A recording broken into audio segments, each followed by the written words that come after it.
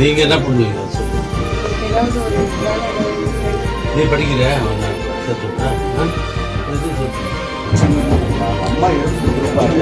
உங்களுடைய அப்பாவே குடும்பத்தை காப்பாற்ற முடியாது.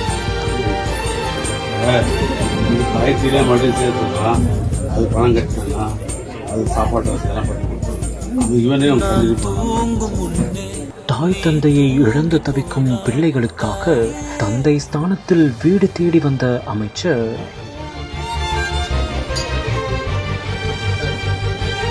இதுக்கு வந்து டெம்பரரி வேலை வந்து இமீடியட்டாக ஜாப் அப்புறம் நமக்கு பர்மனன்ட் போஸ்ட் கால் நாமளே கட்டணும். தன் சொந்த பிள்ளைகளைப் போல் நினைத்து நான் உன்னை படிக்க வைக்கிறேன் என்று கேட்டதும் கலங்கி போன பிள்ளைகள் பேச பேச அமைச்சரை ஒரு நிமிடம் கலங்கி போன சோக கதை. கள்ளக்குறிச்சி மாவட்ட திராவிட முன்னேற்ற கழகத்தின் சார்பாக 1 லட்ச ரூபா பணம் வந்து இமீடியட்டாக வந்து பொருளாதார உதவியை நாங்கள் செய்வோம். கள்ளக்குறிச்சி மாவட்டம் சங்கராபுரம் அருகே விவசாய தம்பதிகளான கமலக்கண்ணன் மற்றும் வசந்தி ஆகியோருக்கு 4 பிள்ளைகள் இருக்கின்றனர்.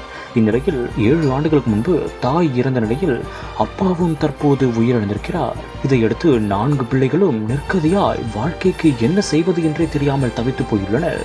அப்போது ஒட்டுமொத்த கிராமமே அவர்களை தத்தெடுத்ததாகவும் கூறப்படும் நிலையில் அமைச்சர் ஏவாவேலு ஒரு தந்தை ஸ்தானத்தில் அவர்களின் வீடு தேடி ஓடோடி வந்துள்ளார். அது மட்டுமின்றி அவர்களை படிக்க வைப்பதாக உறுதியளித்தது மட்டுமில்லாமல் அவர்களுக்கு காசோலையையும் வழங்கியிருக்கிறார்.